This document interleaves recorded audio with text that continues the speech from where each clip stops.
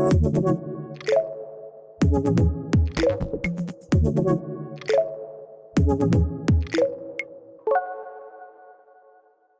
everyone, and welcome to a new episode of Struck, a podcast where we talk about the building journey, we talk about tech in general, blockchains in specific, and very specifically, usually about ZK Rollups and Starknet in particular. Today, I'm with Vitaly Yakovlev. Hi, Vitaly. Hi, Henri. And Vitaly is he's working at ZKX. What is exactly you do at ZKX, Vitaly? A lot of things. I have two official hats. The one is the business co-founder, and under this, I do a lot of business development, a lot of education into the ecosystem. I talk a lot with developers. I talk a lot with users, traders. My second official hat that I wear most of the time is I'm the CTO in the business, which means majority of decisions in terms of how we grow the business, how we build the business, how, from the technical perspective, the architecture, the technical side is in my command. I'm in charge. But at the same time, I have, in every capacity, I have very simple motto in my life. If you are the smartest guy in the room, you're in the wrong room. And because of that, I'm trying to work with people that are much smarter than me, that can think faster than me, that generally better people than me. And through that, the team I work with and team I've assembled in the last 2-3 years, from the engineering capacity with the UI UX team design or whatever it be, I'm super proud. And majority of things we do, I only take faults for things we don't deliver. But if we do something great, that's actually their achievement. It's not mine. Nice. So how many people work at ZKS? So full-time in-house, we are, I think, above 30 now, 32, 33. Wow. Nice. We have a few contributors as well, quite a few now.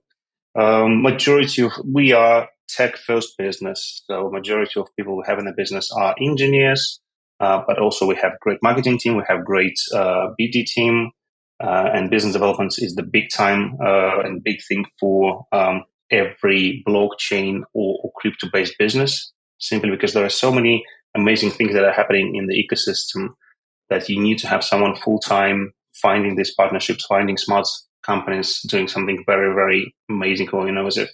So this is an important part for the business as well. Nice. And we didn't say, what does ZKX, what is ZKX? What does ZKX do? I should give a very simple and clear answer because and then we'll dive deeper later on. But in a nutshell, what it is that ZKX does? ZKX, in a nutshell, is a perpetual swaps trading platform built on Starknet. Nice. Okay, cool. Thank you. So we'll get deeper into that because it's really fascinating. I know there are a few people attempting to build one, but it's a big task, and I'm really keen to hear on how you're tackling this. Before we dive into this, I'm curious to hear a bit more about you. Can you tell us what's your background? What did you study?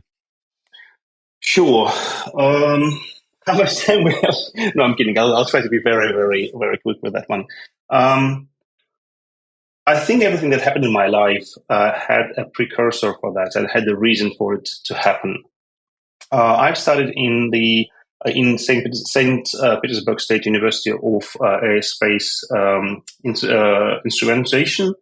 The reason why I got there is I've got my first computer when I was 6 years old, and it was very basic thing. It was BK 1001 or something like that. It was 16-bit. I think it's 16-bit PDP-11 compatible. It had no interface ports. It had no software. It was just very basic thing with literally the only language that was loaded there was basic. I was absolutely exciting and fascinating with that thing. What every kid wants to do, I want to do the same. I want to have games and play these games. There's a small issue that you have no games because there is no applications at this very basic computer. which means that naturally, if you want to play a game, you have to write one yourself, even if it's like tic-tac-toe, something very basic. It shouldn't be a problem, but you're a 6-year-old, maybe at the time 7-year-old, and there is no books, there is no manuals, there is no internet to tap into. So I was super excited, and I spent literally a few years trying to get as much information about how I can do things, copying books and rewriting books. I created my own reference of the language for the basics. I know what I can do with it. Could you still write in BASIC today? I think I can. That's not something I should be proud of, but I think I can. But it was an interesting, amazing time when we didn't even have like a cassette for the programs for the application. It was like literally audio tape where you can store things and load from. And where do you find those? Like at a library? Would you buy them at a store? It was mostly in the libraries. And the fun fact, because of that, the first, I shouldn't say commercial application, but the first application that had some commercial use, I created a very basic catalog system for the local library. So one thing after another, it was a time when I discovered Internet and bulletin board systems, and that blew my mind, because now it's not just me, and there is no need to trying to find the book or buy it or order it in the library. You can talk to people, you can find things. And that was way before internet, obviously, but it was the first real tap. FidoNet. Where you have to call with your modem, and it was a BBS style system where you can ask questions and upload files and download things. Being a kid, it was initially Tele with some keyboards, and then it was I think the biggest upgrades was when I've managed to get myself was it 386SX, the first IBM proper computer. I think that was a slippery slope down the hill, to be honest, because when you manage to open this magic box and you have literally unlimited access to things, that change you forever. So that was the moment when I've decided I want to have more of that. And to quite excitement of my parents, I've drafted myself into the different school where they had a better math class, but what's more important, they had better computers. They had computers. And through that, I was exposed to computer Olympiads, to mathematical Olympiads. And I think that was the first point in my life when I've managed to see that there are so many people that think of the same things I want to build. They talk about computers, they talk about engineering, they talk about software, and I wanted to have more of that.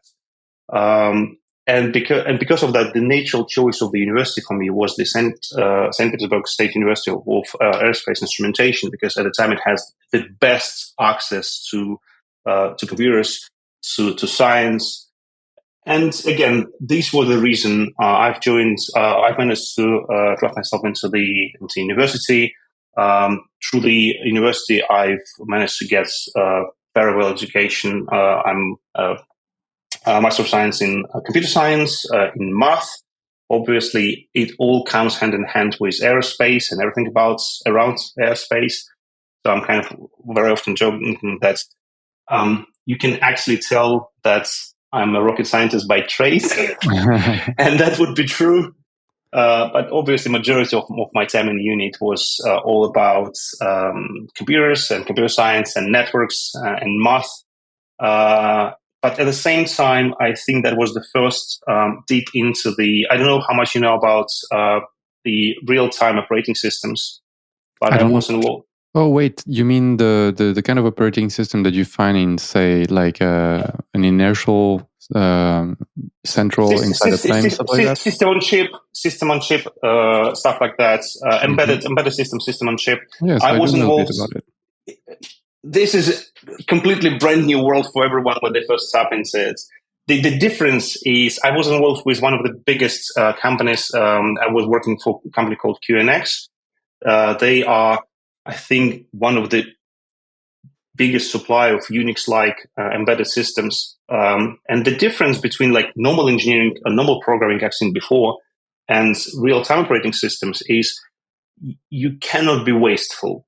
With normal engineering, with normal programming language, you can write a software that will do its job, but it's suboptimal. Not all very well organized arrays, weird mapping of data, wasteful loops. But when you do something in the real-time operating system, you only have X amount of ticks or counts of the operations.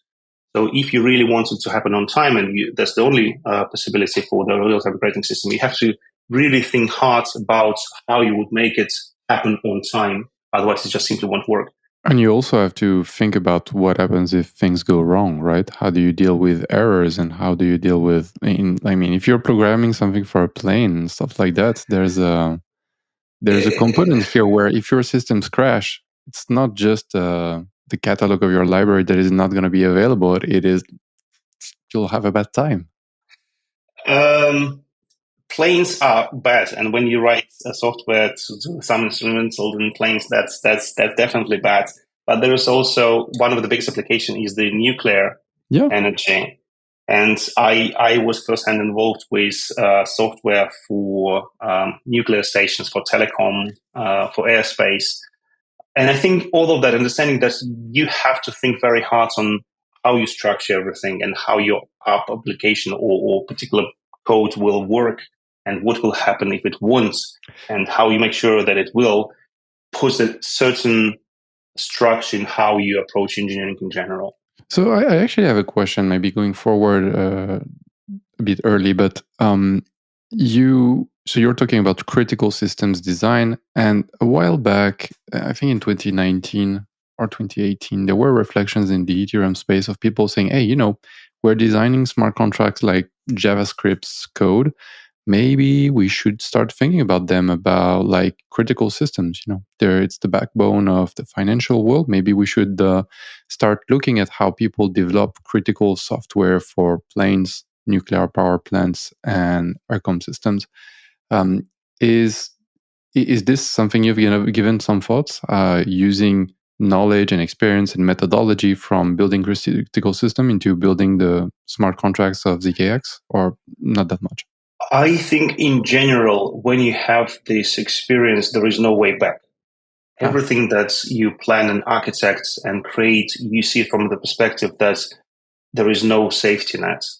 There is no ability for you to, I'll do it later. That's not important. I don't care about this potential problem with the memory or space or data pattern.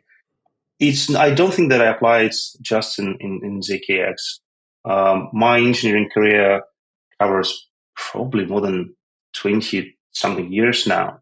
And I think that was the paramount for in every company, in every development for me, where you just use this approach, whatever you do. I don't think there are critical systems and not critical systems, because even if, I don't know, you can say that social media is bad, but if Facebook will go down for a day, it will be a massive thing for everyone, because businesses won't be able to get new customers. They won't be able to talk to your mom. Someone won't be able to get their tickets to some event. So it will be crucial. It's just maybe it's not what's on top of everyone's mind. But I think there are no such thing as non-critical system. It's just how you see it, really. And for even if you don't have the catalog of books as a librarian in a library, that can be very, very bad if you think about it. For someone who works in a different business, maybe it's not, but I think that whatever you work is on top of your mind 24/7. So things are important. No, it makes sense. And it's important to put care and attention in whatever you build to make it efficient and resilient. So it makes sense. Absolutely. So you worked, you mentioned, for 20 years in the aerospace and in this field, or did you specialize in something before moving to the blockchain space? Or the embedded systems was the beginning of my professional career. Then I think about 15 years ago or so, I moved into the more, obviously, with what we see now, internet, client-server applications, ability to write software as a service. That's what we see normal. I think I've seen the very first days of all of that.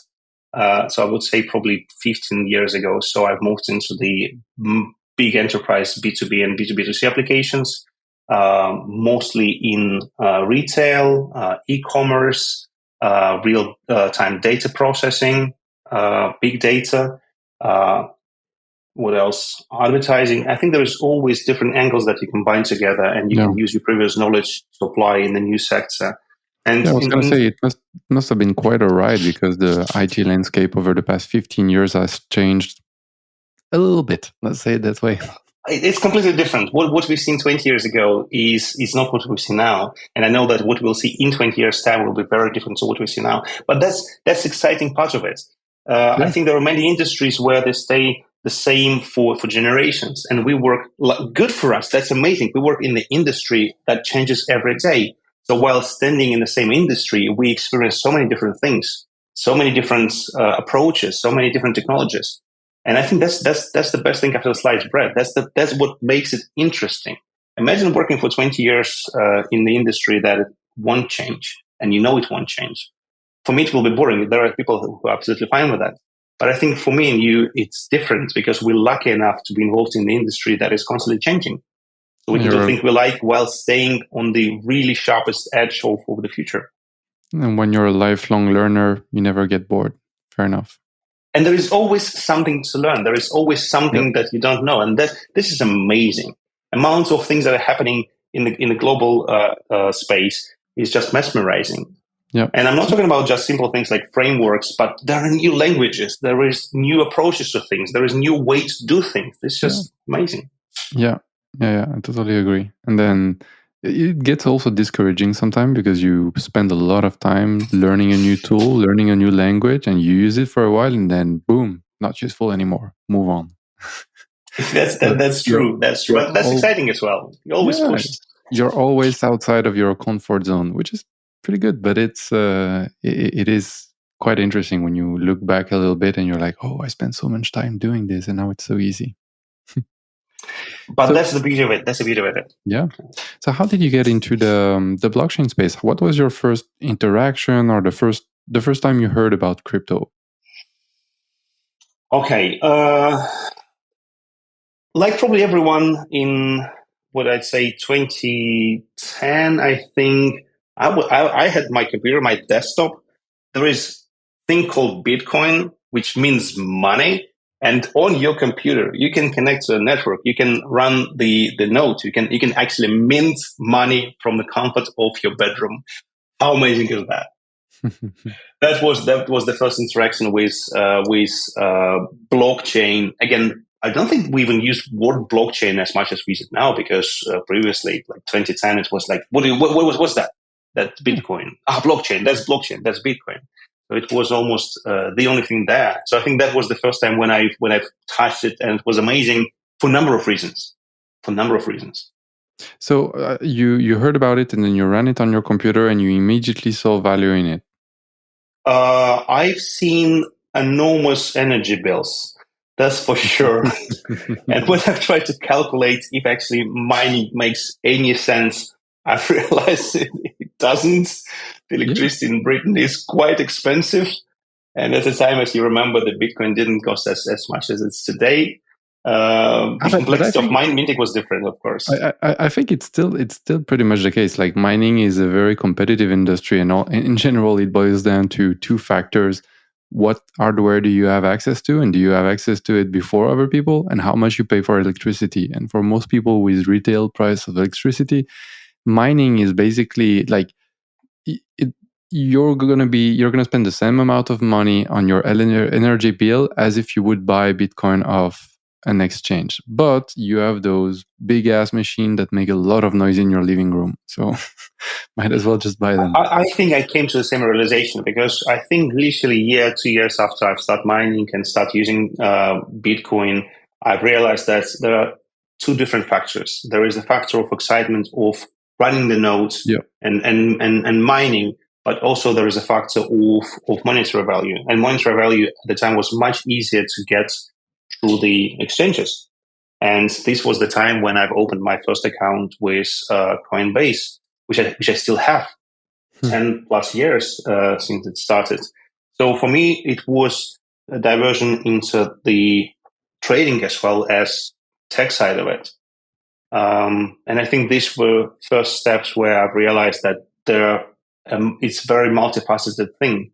There's exciting technology. There's exciting community of people because I think at the same time I found Bitcoin Talk. I think it was Bitcoin Talk Forum, which was, wow, we have thousands of people actually that know what they're doing, and I don't. How did it happen? I have to read, I have to learn, I have to understand. But also I can have people that can understand what I'm talking about and can bounce ideas off them.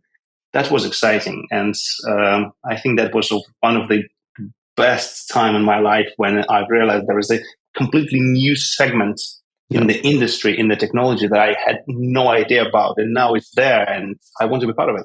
And there are other people with whom you can talk about. This is great. So exactly. you were, and at that point, so I imagine you were still like, this was still a hobby. There was something on the side. So now you're obviously all in on, I mean, you're building a native product in Web3.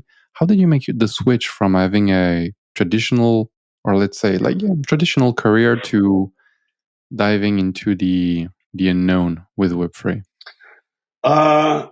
Two things. The first one, I think for me, the transition was very natural and native.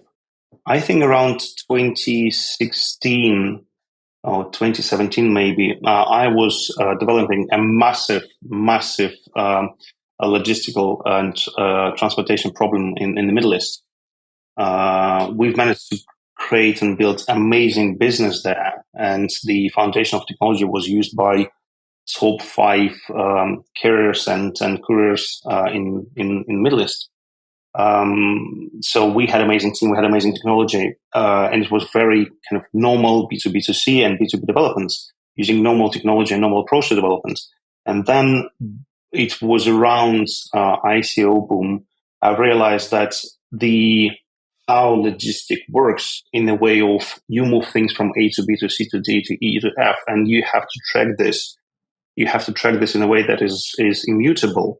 And you have to have the way for everyone to access this data and see this data. And this is probably the prime best example of how you can use Ledger. And that was the time when we've started to extend the platform to be on-chain within Ethereum smart contracts. So for me, it was very natural move from classic traditional developments into the Web3 development. But also the second part of that is I personally do not believe that Web3 development should be different from your traditional Web2 approach. And the main reason why I believe that's the case is there is quality assurance. There are ways to write Web3 application in the same way like you would create and develop your Web2 mission critical application. Use the same approach, quality assurance, test coverage, TDD, BDD, and then the deliverables are within Web3, but how you do the development is same to Web2. And I was saying for many, many years that I believe that Web3 started as almost like a wild, wild west type of development because it's just you sitting in your bedroom doing something amazing, but it moves towards very classic type of very well structured delivery of the software, because it just gives you a more efficient way to deliver and to create what you want to create. Yeah, Web2 didn't come up with methods out of just wanted to come up with methods. These methods are used in Web2 and in traditional development because they make sense and they allow to ship better software in general. So if Web3 manages to use these methods, it's a net positive for everyone. Absolutely. It's interesting. So you were working on supply chain, and you saw Web3 as a tool to make your existing business better, and you used it in that direction. It's really interesting. And yeah, I agree with, when you say, oh, you joined Web3 as if it's a totally separate industry. And I think, to be fair, at least the assets you move and probably the subset of people right now that use Web3 is kind of isolated from the rest of the world. You don't see many interactions aside from on exchanges, but you don't see many interactions between the Web3 economy and the legacy economy. I hope that will change, but for now, at least that's the case. But in terms of software development, there's no reason why this dissociation should be so important. So what was this company called? Drabble. Drabble is the driver in Kuwait. Nice, cool. And how did you move from there to ZKX? It's either a story I should be ashamed of or super proud of. I'm not sure. How much do you know about Wall Street Bets and Reddit? I know I don't know much about it. I know that they made headlines a while back because there was this dude with long hairs who made a call about GME who said, "Who is a company? I have no idea what they do." It's GameStop, so it's some kind of store that sells video game, and he was saying, "Oh, these guys are doing cool stuff," and the big boys, the big financial people, were shorting GME, and this dude on Wall Street Bets was saying, no, GME is the shit. It's going to be good. Let's all long. And then you had this kind of moment where the hive mind of Wall Street Bets started saying, yeah, he's right. Let's all put our money where our mouth is. Then they started putting money, and it started to grow into being a problem for the big boys who were losing too much money. Up until the point where the big boys had to go cry to daddy for the regulators, say, okay, stop now. And they just pulled the plug on the whole thing. The people at Wall Street Bet ended up not making as much money as they could have, and the big boys saved their money. That's the very cliche view I have of this. Does it make sense? Is it what happened? Which is very cliche, but it's very much what happens. The GameStop as the movement was amazing. I think the what we were saying is can't stop, won't stop, GameStop. It is very well popularized story right now. But how Wall Street Bets started is with people, like-minded people, that trying to, in a very self-humbling way, try to find a very detailed and intrinsic due diligences on different types of trades and different types of companies. And the reason why I've joined it and started participating in Wall Street Bets was because of my interest in trading. And again, I did tell you that most of the things that happen in my life have a precursor for that. So I've discovered Bitcoin, and I've discovered that there is reason for me to just trade rather than mint it and mine it. And then I became a trader, maybe not the greatest one, but I started to understand the financial side of different things. And that led me to a community where the fundamentals and understanding of how things work on the fundamental level was super exciting. And that's how I've joined Wall Street Bets. It was before the JME wave, because on top of JME, I think lots of people came to Wall Street Bets that just wanted to have either revenge, because it was like a small man versus Goliath. And again, frustration, especially in states, is so big that there are corporations that steal from regular people, that don't allow regular people go and make money while they mint billions and billions in dollars. Lots of people came to Wall Street Bets on that wave out of frustration or feel of revenge or feel of a community spirit.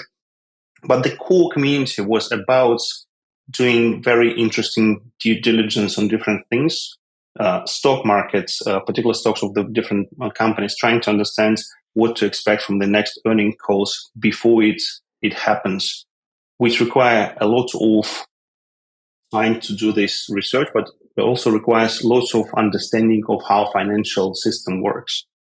And lots of people I'm super friendly with, or my very close friends, I've met online. And most of the time, for most of the people, that's not the case. We keep close. We have people that are close to us that we know from school, from university, from work. For me, it's surprisingly slightly different. Of course, I have people from union, from work, but a mind-blowing amount of people that are my friends came from online. And I'm lucky enough to live in the sense of the world. London has amazing connections everywhere. You can buy tickets and in the next 12 hours, you can be anywhere. So for me, it was very easy to have real IRL experience with people I only met online.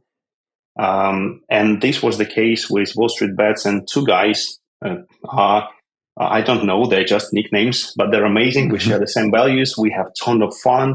And these guys are actually Edward and Naman, that are my co-founders in ZKX right now. Nice. So you made them on an online forum, which is Wall Street Bet, which is more than just the story about GME, where the way you describe it, it sounds like a research dojo where you train to do research with a very high exigence, and you share with peers and you learn with peers, which sounds really inspiring. And so you met them. Degens before degens, yeah. Nice, degens before it was cool. So yes, exactly. Yeah. So you met them there, and you flew to meet them. And how did the I think sometimes it just clicks. You meet someone for the first time, and it just clicks. I think we just wanted to have a call to discuss. I can't even remember what exactly, but like some DD, or it was like, yeah, let's just talk.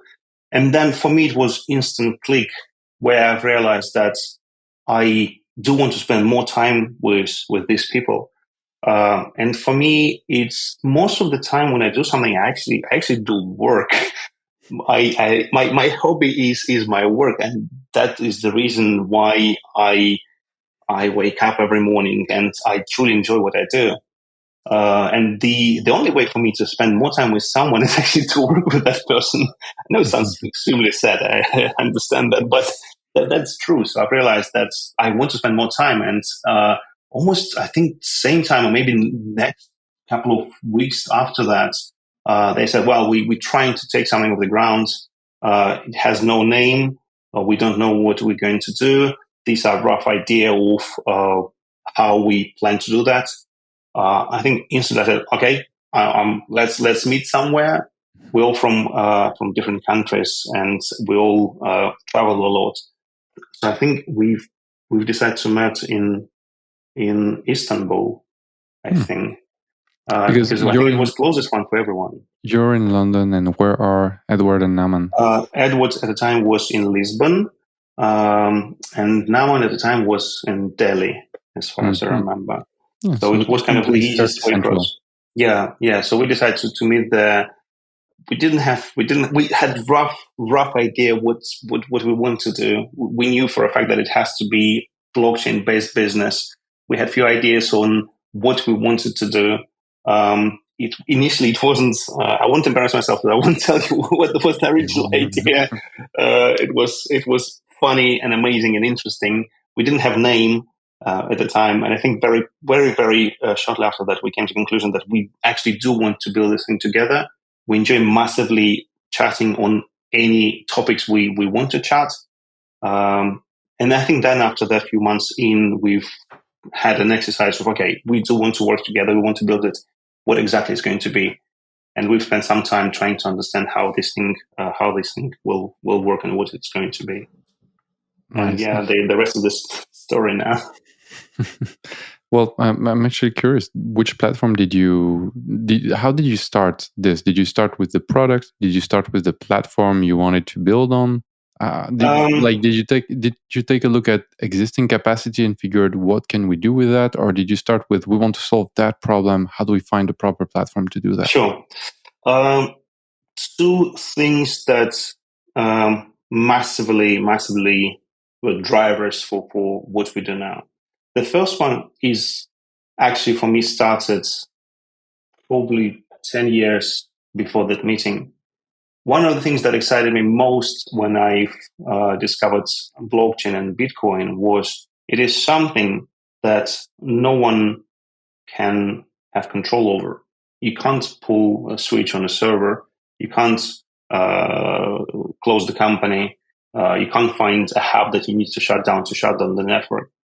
The ability to have something that is its own media to live in, the decentralization part where you really, really, truly do not control and no one can control, this idea was just mesmerizing for me. And the autonomous aspect of it is fascinating. Like, this structure lives, whether you care for it or not. It will be there, and something will happen there. There's no other systems like this. It is truly mind-boggling, mind-blowing. Wow, it's a thing on itself. You can't shut down Facebook, you can't shut down Amazon, you can't shut down Google, but this thing, no, you can't. And I think I never. It's not kind of a well-known story, but a few years after I've discovered Bitcoin, more than a few years, the Ethereum appeared, and Ethereum as the network initially had very different foundations for how they want to do things, and I think I've understood the idea of smart contracts instantly, thinking, wow. This is wow. This thing, Bitcoin, awesome, but this is wow. But at the same time, I think I could put a label on me at the time as the Bitcoin maxi, because Bitcoin is there, it's everything.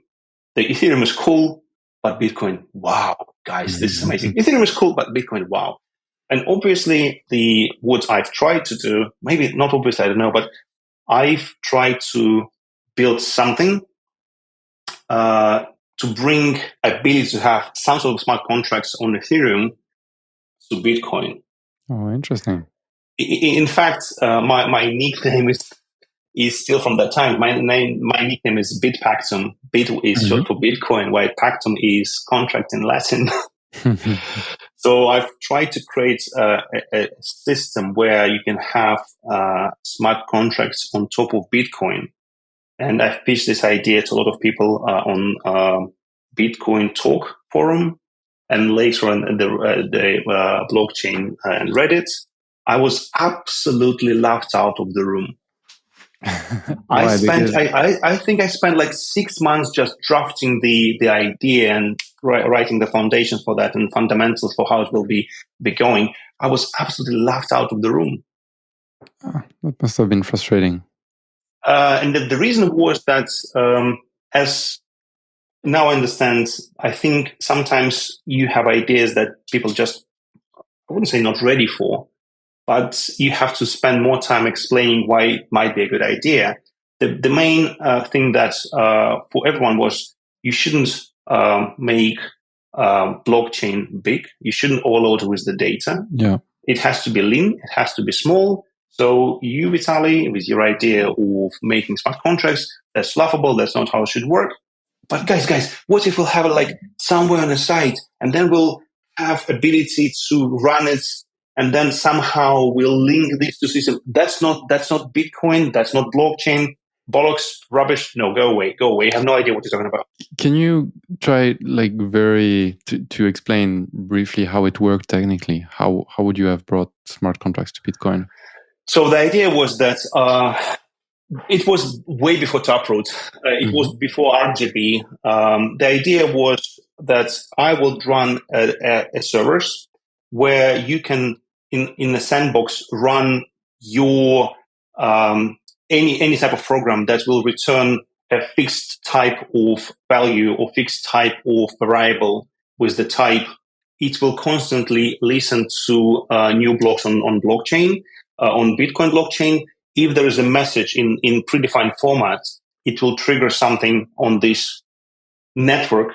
This network will do something, and then at the separate place in the Bitcoin, it will mint the message with the results of the execution. Have you taken a look at how ordinals work and how BRC20 work, for example? Because there is something to that aspect there. Since that I did a lot of research. I did a lot of things thinking that is it a good idea? Is it a bad idea? We have the rootstock is an amazing example of how this can actually be executed. Yeah. And it was obviously before rootstock, before Taproot, and Bitcoin has capacity for that right now. But at the time, I think I didn't have a proper idea of how I can run this in the trusted way. Because in my head, it was still just a not decentralized, a set of servers as cluster of servers which reads the data, process the data, does something, and then brings it back. There is no element of trustless setup. There is no element of how you can prove that this data is actually calculated correctly.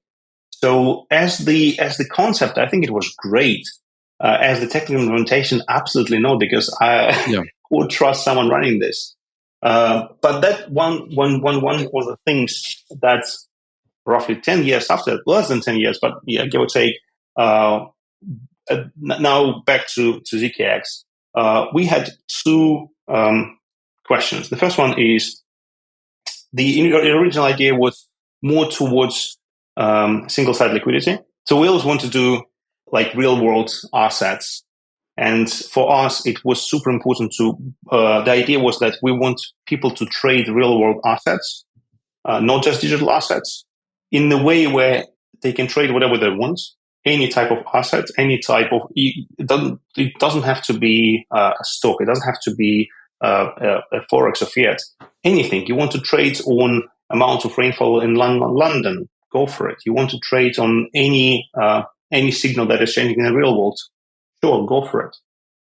This requires different approach to how you create orders and positions. You cannot do this with the single site liquidity.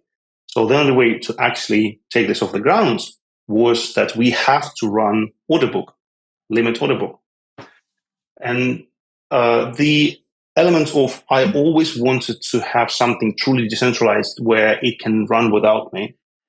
I wanted to have the system where we can take anything from the real world and bring it to on-chain. That was the original idea. Then we started to think, okay, obviously it has to be 100% on-chain, 100% on-chain, Orderbook as well. How can we do that? Where we can do that? Let's calculate how much it will cost to run it on Ethereum L1. Ooh, okay, maybe not. What else can we do? And then we did our research, and I think me always believing in idea of you can run your kind of sidechain, or obviously 10 years ago that we didn't have rollups, but the idea that I always wanted to try is when you have some sort of network and then you have side network. And because I was thinking with that for years at the time, the Starknet as the way to implement and run smart contracts and calculations for the perpetual swaps trading was literally the thing for us, the way to unlock how we can build this product. And then obviously we realized that majority of things should happen on chain, and because of that is Starknet as a natural choice, but also the Orderbook we have to run cannot be on chain, but it has to be decentralized. And this setup where we have on-chain execution with off-chain, but in decentralized way, processing of the Orderbook was kind of the wow, okay, let's try moment for us. Nice. So you're building an app.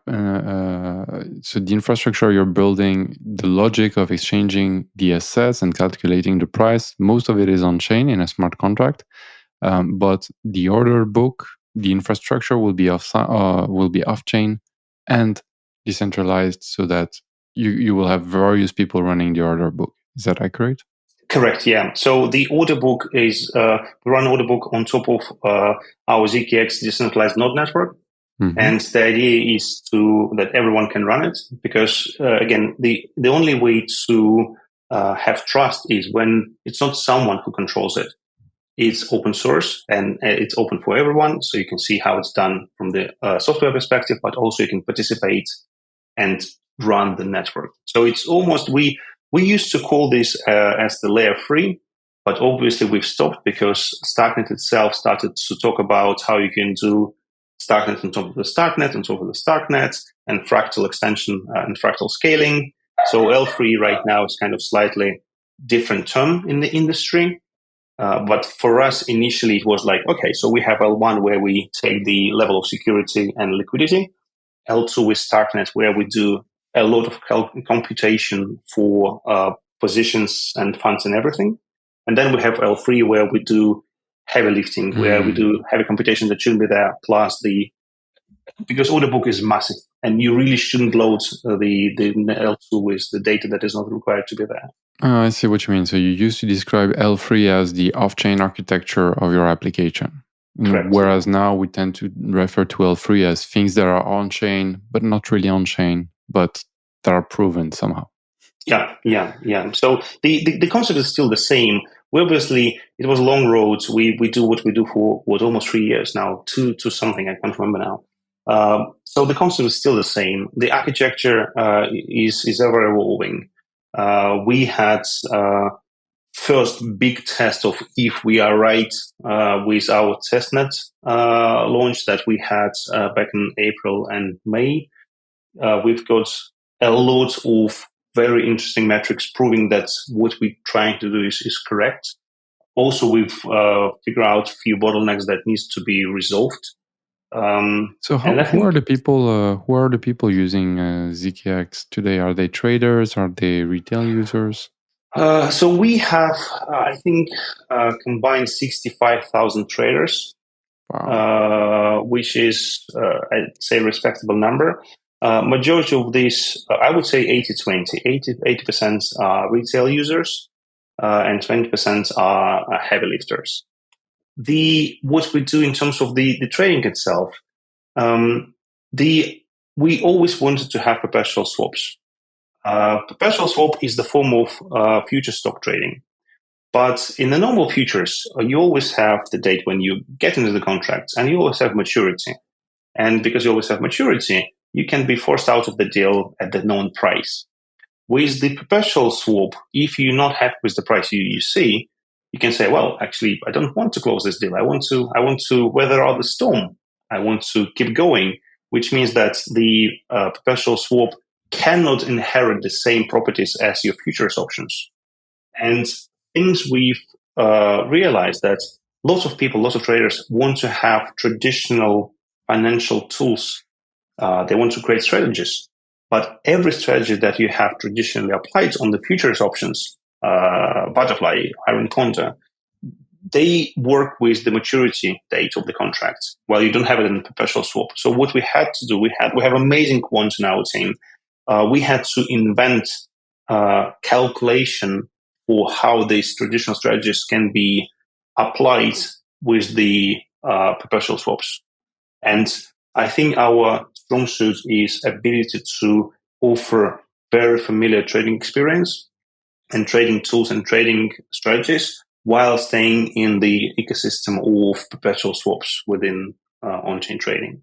So how do people interact and with ZK Sync? How do they use it? Do they use a wallet? How is the interaction with ZKX, and where do you see this going? So we have lots of things changing after the testnet because we've gathered a crazy amount of feedback. In the first iteration we had, it was all done through your MetaMask account. So you have MetaMask. We create an account for you using the derivative of your signature of the message on MetaMask, and then you have your L2 position stored. Position stored on chain. Everything, every order that you send to the network is signed, so you can prove that it's the thing that you actually want. It has the auxiliary metadata with prices, with the features of your order, and then it's all calculated, matched within the order book, and then the ready to be consumed batch is then sent to the on-chain execution where you have the actual execution of the trade. Interesting. Okay, so that sounds. I mean, that's the architecture part of it. And I'm curious, like, as far as users are concerned, like you mentioned that they will have a very familiar trading experience. Will it be seamless to them, whether they're using a traditional trading platform or ZKX? So I would say that the general approach with what we're trying to have in ZKX is provides this seamless trading experience for mostly for users at the emerging markets, because right now they're deprived of access to bigger platforms. And I think this is the ultimate goal, kind of short-term goal, being able to present something familiar, seamless trading experience for emerging markets. Because in lots of markets, me and you can go and buy Tesla stock or Apple stock or something else. In lots of emerging markets, it's either very difficult or prohibitively expensive. But also one of the goals for us is to have truly decentralized, and we want to be DAO run protocol. Because it's not for me to decide if we want to trade this particular type of stock or this particular type of asset. I really believe that community needs to decide if they want to bring new type of asset, real world asset or digital asset. They have to decide what can be traded. And we only have to empower them with ability to trade any type of asset. We need to empower them with the ability to say, I want to trade this. I found this amazing bike manufacturer in Vietnam. I think they're awesome, but I can't buy them being in the Indian market. But I think it's amazing. And our idea is to give the tools and ability for our traders and our users to do what they seem as the best trading opportunity for them. Nice. Okay, that's super interesting. Thank you, Vitaly. I have we're reaching the end of our discussion. I have a last question for you. So you've been building a lot of different stuff, and you've built a lot of different companies. I'm curious if you can give us an insight as to, when you're building stuff, sometimes you get frustrated about stuff, and there are some obvious pain points that everybody talks about. What are frustrations when you're building a business that nobody talks about? That's a good one. What I'm going to say with my co-founder hat on will sound absolutely weird, because every business founder should think about the value added and financial value added. So this should be paramount for every business founder. But with my CTO hat on and with my experience as the engineer, I would say that the biggest frustration is we work in the industry where ideally what you want to reward people that are offering something unique, innovative, amazing, complex, complicated, multi-layered, something that really is on the edge of technology and the edge of innovation. This is how I believe should be. But in our industry, in our space, I think unfortunately there's the element of people who are, or protocols or projects that are most loud are rewarded higher than people who actually work behind the scene creating something amazing. So for me, as the business founder, I understand the reason for that. But for me, as the engineer, that's just not right. I see. I see what you mean. You're saying that sometimes you get you see a lot of value in technical work, but it doesn't feel like the reward is there. And sometimes just shouting out loud gets you more reward than doing cool stuff technically. Yes, exactly. Right? Exactly that. Yeah. I see what you mean. I wonder if this is something that will change. I wonder if this is something that is unique to our industry too. I don't know. Maybe I wasn't around during the dotcom boom, but was it the same thing? Where I don't think it was the same thing. And I think the main difference is the dotcom boom definitely came with money and investors throwing money at you. But I think it was more thought through at the time. Blockchain, and especially the crypto, comes with a stigma of it's all about money, while dotcom it's all about tech. And I think this is the biggest difference. While in reality, I don't like to say that we do crypto business. I don't like to say we work in crypto, because I see ourselves as working in blockchain. And with what we do, we're trying to unlock possibility for other traders and other businesses to create something in the decentralized fashion. I do believe that DeFi is the answer to lots of problems that we have in the financial industry. And my biggest goal in this is to shift the perception of why should be DeFi, the perception of why it's not a DeFi. Right now, you have to explain why you do DeFi rather than TradFi or centralized. I want this perception to change, and everyone working with any business or protocol will ask, guys, are you DeFi? No, we're not. Why not? And I think this is how it should be. Makes sense. Vitaly, thank you a lot for those wild words, and thank you for this discussion. I really enjoyed it. Where should people go if they want to give a spin to ZKX and try it? ZKX.fi. Go and check it. Go check our Twitter. Go check my Twitter. It's as I said, Bitpactum. We have lots of things happening all the time. Our Discord is, I think, 70 or 80,000 people strong. Maybe, I don't know, 70, I think now. We have a lot of things happening. And just go and check and see for yourself. I'm very proud of what we've managed to achieve in these years. I'm very proud of the team we've managed to assemble.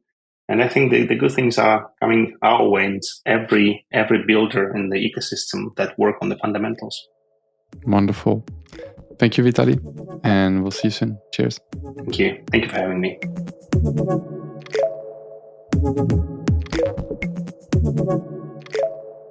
Thank you.